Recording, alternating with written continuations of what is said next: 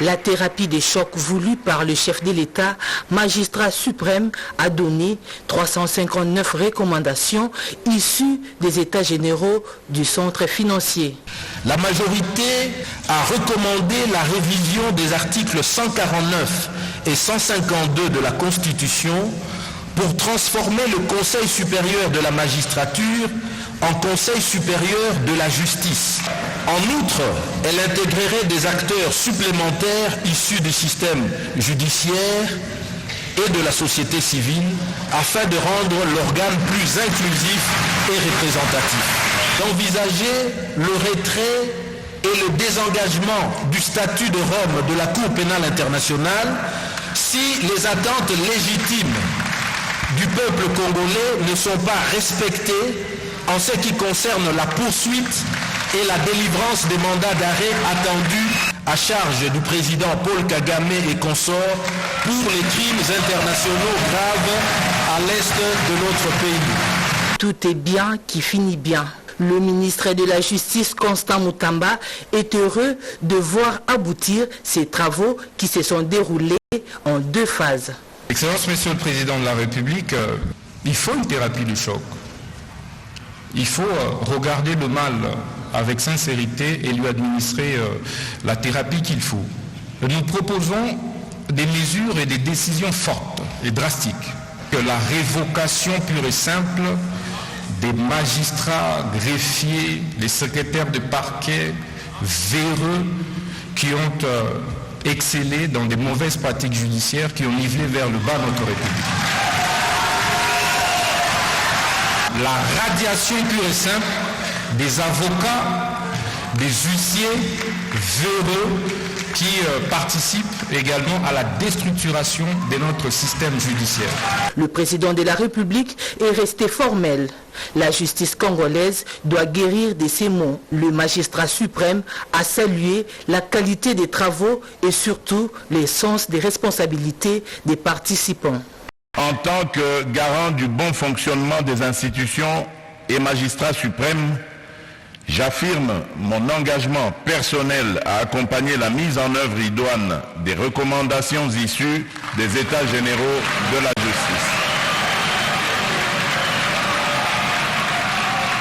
Dans cette perspective, le gouvernement recevra des directives claires pour déployer les ressources matérielles et financières indispensables au succès des réformes préconisées. La justice est le socle de la stabilité de notre nation, le ciment de la paix sociale et le garant de notre unité nationale. Ce jour sera marqué dans l'histoire comme celui où, unis, nous avons pris l'engagement solennel de restaurer la justice en République démocratique du Congo. Après les états généraux de 2015 et ceux de 2024, la population attend un véritable changement dans le chef des acteurs de la justice.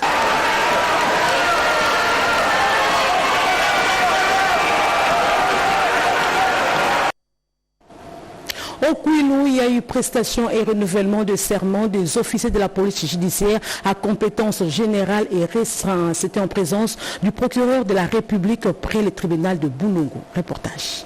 Les états généraux de la justice congolaise organisés du 6 au 16 novembre à Kinshasa ont pris en compte tous les problèmes qui rongent la justice en République démocratique du Congo. À la clôture de ces états généraux de la justice congolaise, le gouverneur de la province de la Mongala, maître Jean-Colin Makaka Papé Kaka, qui était à la tête d'une forte délégation de sa province, s'est dit satisfait de cette initiative visant à proposer des remèdes pour sauver la justice congolaise. Maître Jean-Colin Makaka a reconnu que ces assises offrent à la province de la Mongala l'opportunité de relever la question de la carence de magistrats dans toutes les juridictions de la province. J'ai aimé les mots du président de la République, un mot qui a rassemblé les acteurs judiciaires, un mot qui a interpellé sur l'état de santé de notre justice. J'ai aimé également l'intervention du ministre et du rapporteur général des assises. nous avons tiré les leçons. Nous, au niveau de la province, plus particulièrement dans la province de la Mongala, nous attendons l'applicabilité de toutes les recommandations telles que répertoriées et telles que lues dans les mots de clôture de ces assises. Mon ministre de Justice, M. le bâtonnier et tous les magistrats qui sont encore pour le moment affectés à la Mongala, de travailler en concertation avec moi pourvu que nous puissions adresser un mémo à l'attention du Conseil supérieur de la magistrature pourvu que la question de la carence des magistrats soit réglée dans la province de la Mongala. C'était plutôt Mongala. Maintenant, nous revenons à la province du Kwilu où il y a eu prestation des serments et renouvellement des serments des OPJ à compétence générale et récent. C'était en présence du procureur de la République près le tribunal de Boulungu.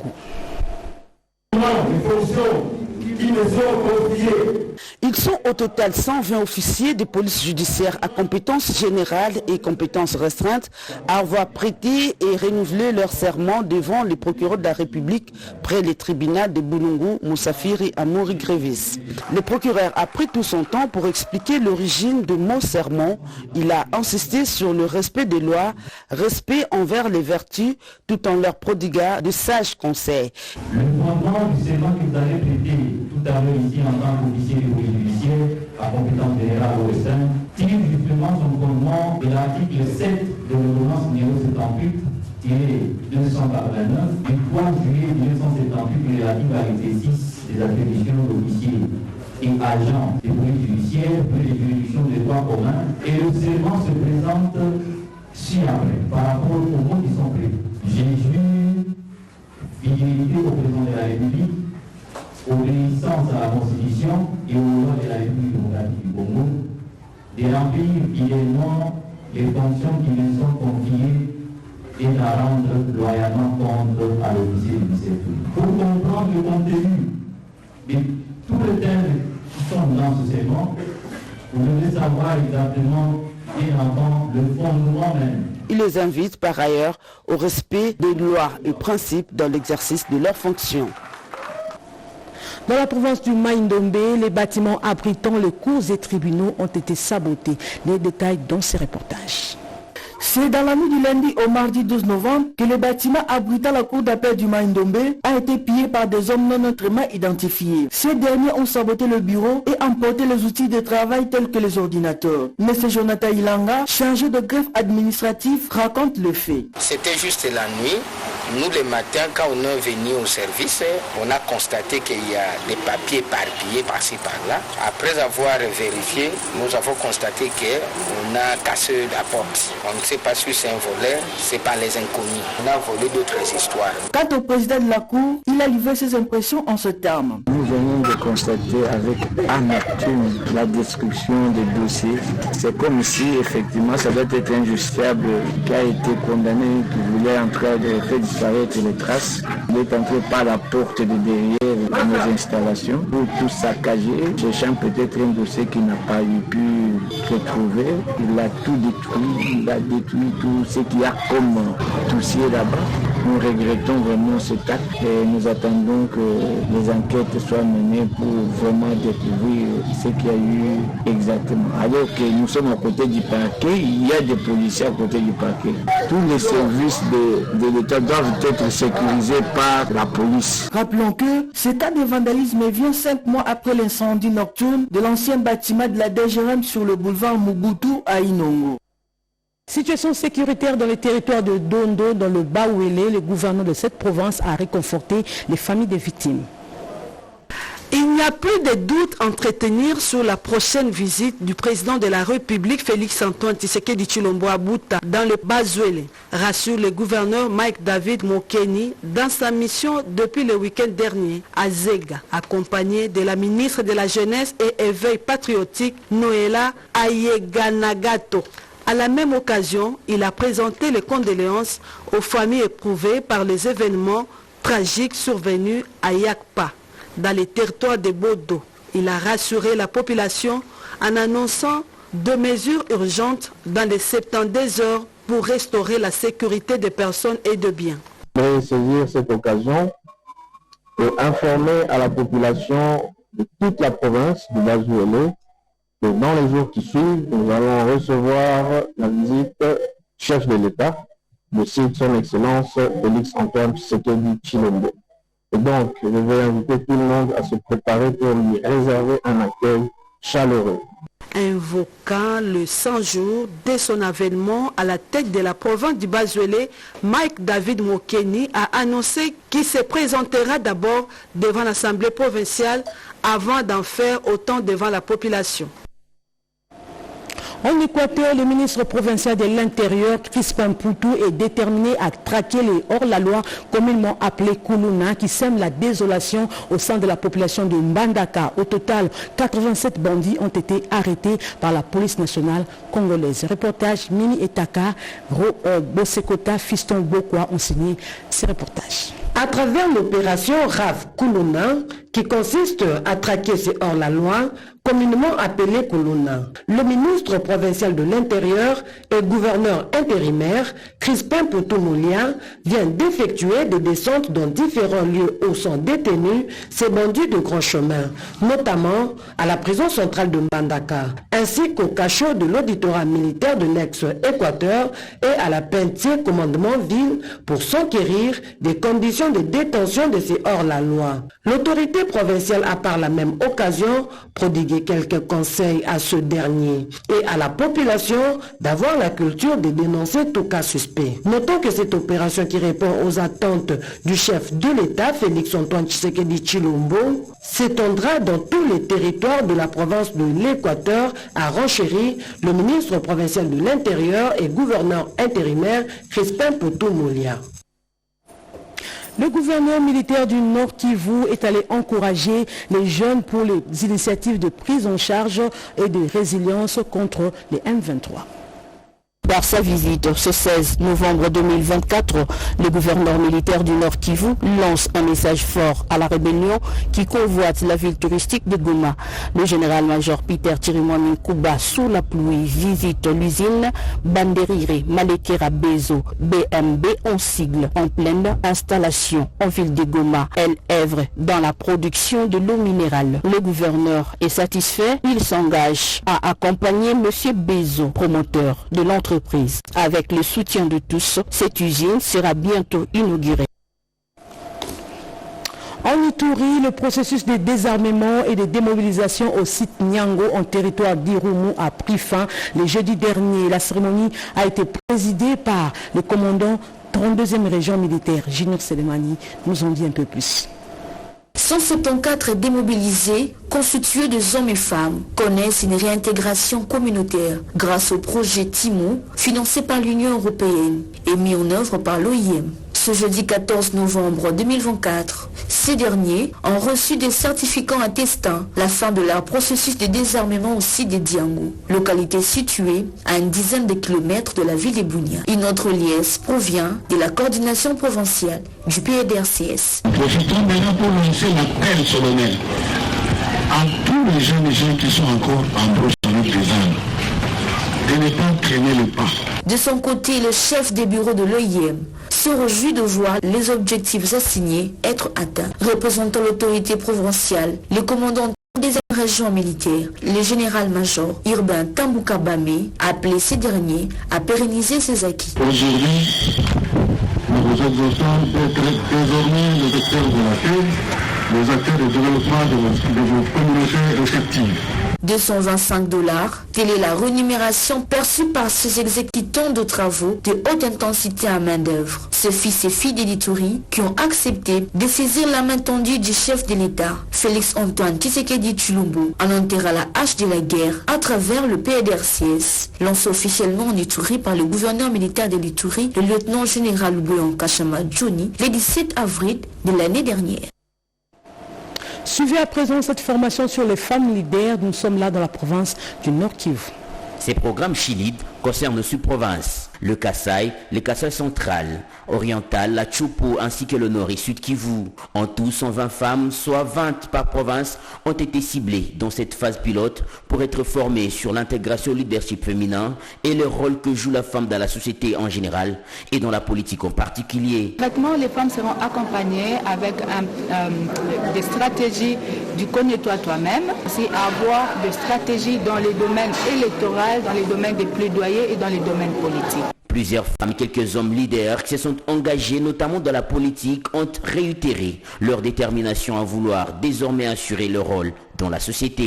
D'appeler en fait les femmes de ne pas avoir peur. C'est un processus qui vient pousser la femme qui a des ambitions, une femme qui s'est déjà lancée aussi dans la politique, à émerger, à aller de l'avant. Madame Priska Kamala, qui a représenté le gouverneur militaire du Nord Kivu, a assuré l'accompagnement du gouvernement provincial pour cette formation pilote. Nous assurons notre accompagnement au niveau du ministère du genre et de la division présidente. Nous allons accompagner ce programme. A noter que Chulid est inscrit dans les grands projets Ndeke qui visent à construire une démocratie résiliente et Sachez qu'au Kouilou, la foire agricole a été effective à Idiofa. C'est au stade Tata Mayunga d'Idiofa qui s'est tenue cette 7e édition de la foire de novembre 2024, organisée par le Centre de développement rural de Milambo, CDR Monsig. Cette grande cérémonie d'exposition était ouverte par l'administrateur du territoire d'Idiofa, Adélar Quintelo, le samedi 16 novembre 2024, en présence des membres du comité de sécurité du territoire, du représentant de Monseigneur José Moko, évêque d'Idiofa, de la sœur provinciale de la congrégation de sœurs salésiennes de visitation, de paysans et de milliers de populations venues de la cité d'Idiofa et villages environnants. Le combat pour la sécurité alimentaire et nutritionnelle est une cause juste.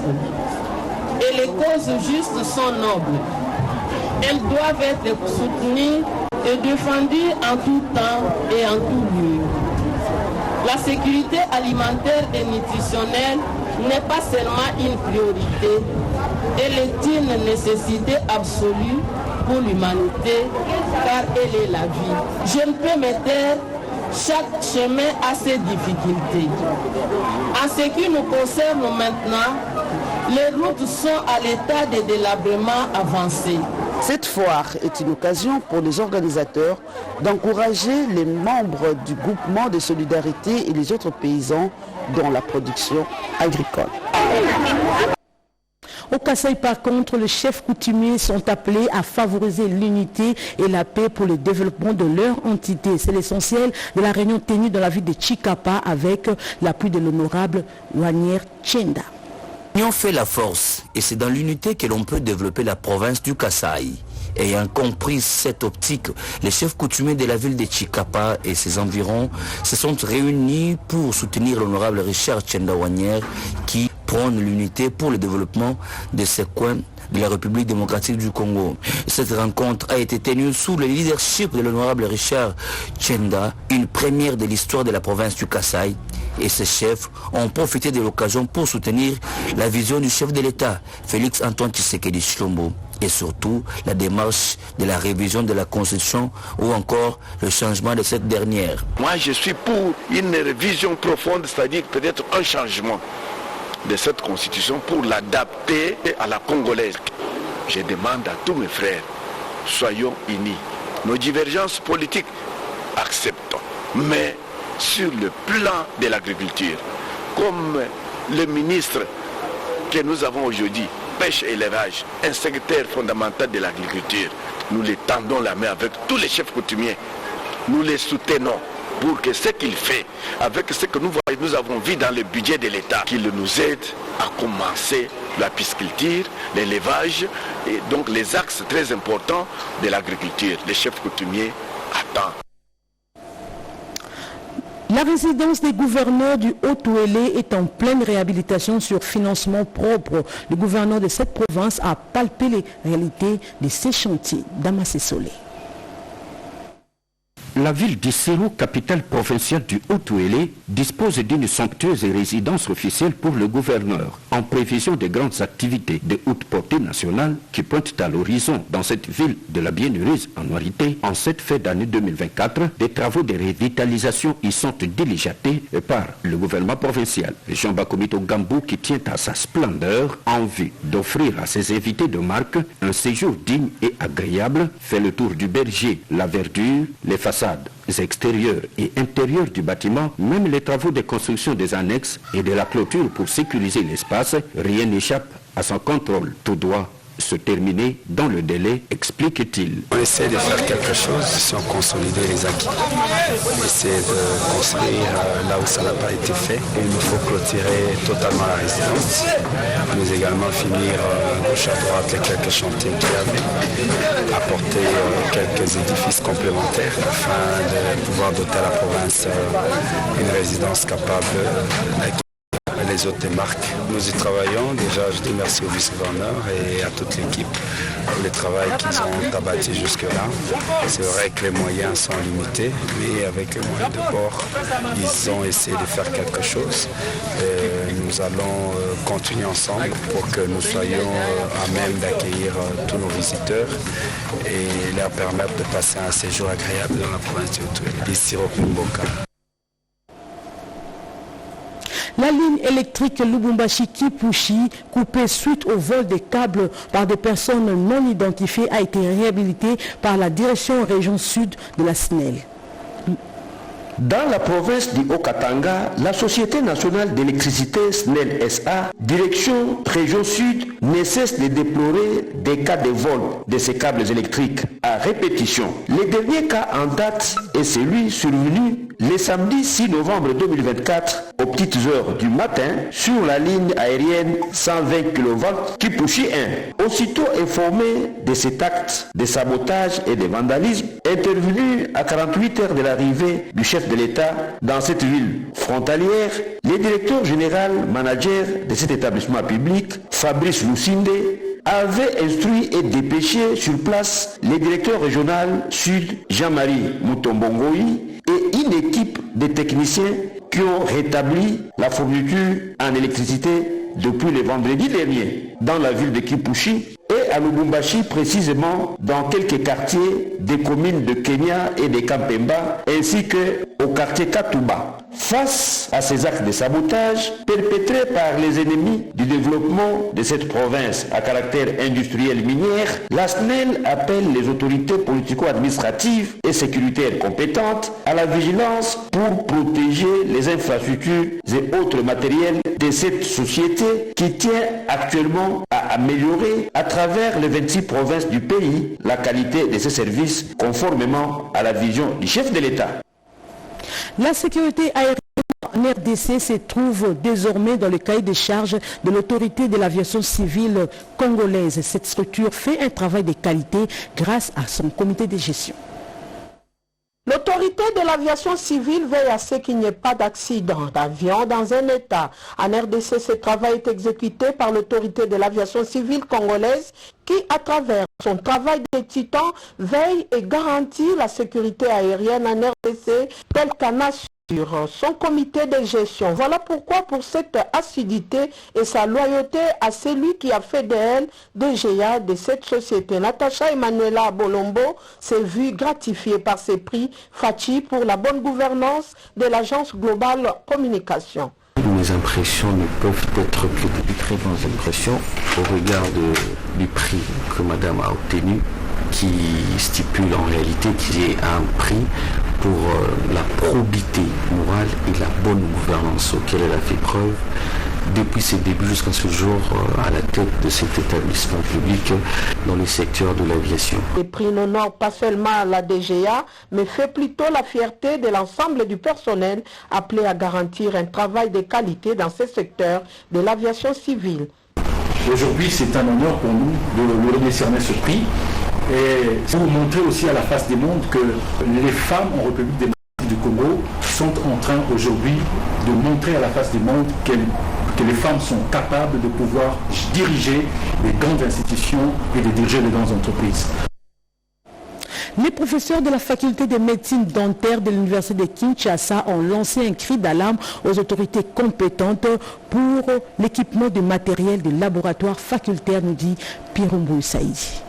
22 août 2022, novembre 2024, voilà plus de 2 ans jour après jour que l'aura scientifique et académique de la nouvelle faculté de médecine dentaire se cristallise davantage au sein de l'université de Kinshasa. Cette fraction facultaire, spécialisée dans les sciences des maladies bucco-dentaires de l'UNIKIN, qui comprend 8 départements distincts et un centre de recherche, fonctionne merveilleusement bien avec un nombre croissant d'étudiants, encadrés par un panel de membres de son corps professoral qualifié, connaît ce jour un bilan positif. Mais en dépit de toutes ces avancées significatives, la faculté de médecine dentaire de la colline inspirée est butée à d'énormes difficultés de fonctionnement harmonieux, parmi lesquelles les manques d'équipements et matériels de première nécessité de son laboratoire facultaire, d'où le sens de ce SOS sous forme d'un plaidoyer. Nous pressentons déjà des difficultés. Nous pouvons faire mieux en équipant cette faculté, en dotant cette faculté des bâtiments, des laboratoires. Pour le moment, c'est la plus grande difficulté que nous connaissons.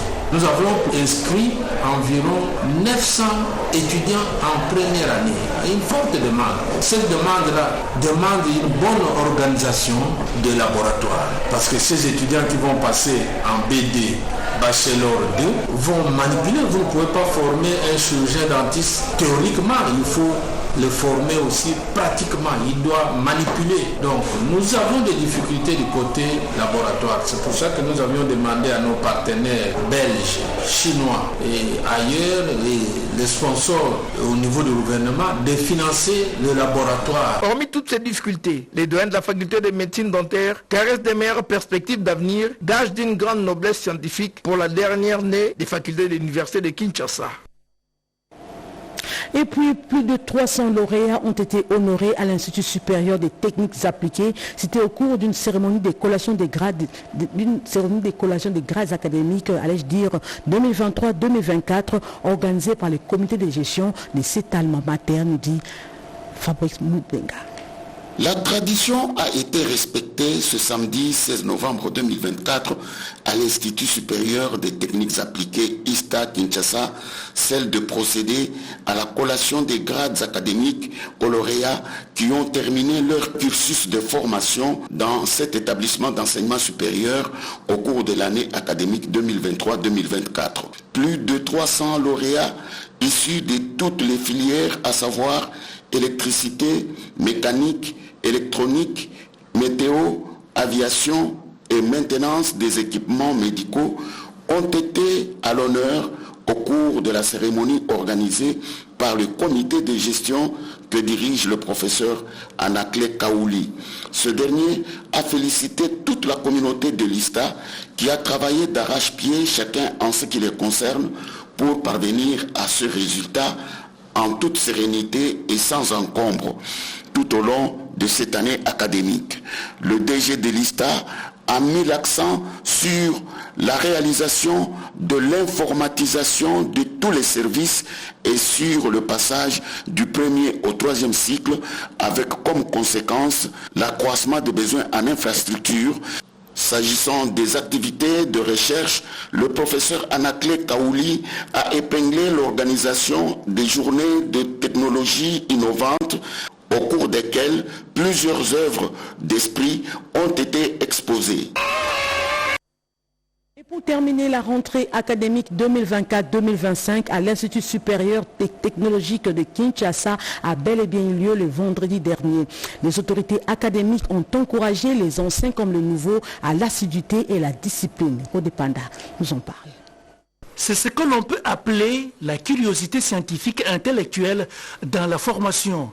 Sans avoir la filière de droit en son sein, l'Institut supérieur technologique de Kinshasa, ISTK, a choisi de procéder à la cérémonie de la rentrée académique sur une leçon inaugurale consacrée à la prescription sur les droits positifs congolais, un principe juridique, une manière d'initier les étudiants nouveaux et anciens diplômés à devenir des créateurs d'emplois à l'aube de cette nouvelle année académique 2024-2025 qui s'ouvre. Les autorités de cet alma mater se veulent rassurantes avec des recommandations à l'endroit des étudiants. La recherche de l'excellence reste le cheval de bataille tout en combattant les antivaleurs. Tous les nouveaux candidats étudiants qui ont choisi l'ISTK comme leur meilleure institution d'enseignement supérieur et universitaire en République démocratique du Congo, je vous souhaite la bienvenue à l'ISTK et vous rassure d'avoir fait un bon choix.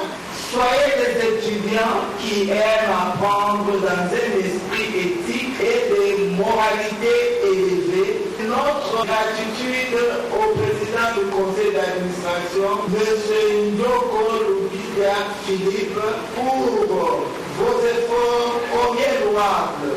À son excellence, Madame la ministre de l'enseignement supérieur et universitaire. L'ISTK soutient votre vision. Découverte pour le nouveau candidat étudiant, poursuite pour les anciens. La cérémonie solennelle était un moment agréable pour l'ensemble de la communauté de l'ISTK. C'en est fini pour ce journal des 19h. Merci de nous avoir suivis. L'actualité continue sur la RTNC, votre chaîne nationale. 20h à la présentation. Nancy Odianiango. Au revoir et bon dimanche à tous.